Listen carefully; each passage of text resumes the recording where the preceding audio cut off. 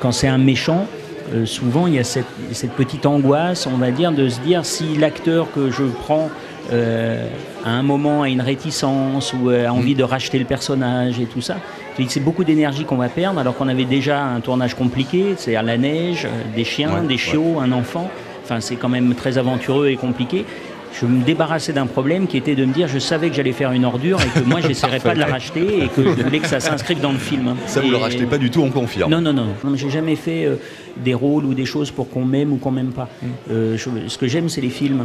Et si dans un film, là vous êtes en train de me dire que le méchant du coup fonctionne.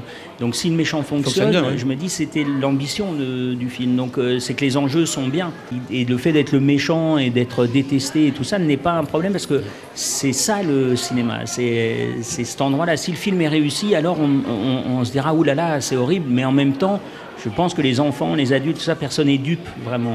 On peut être impressionné, mais en même temps, on a quelque chose, on se dit...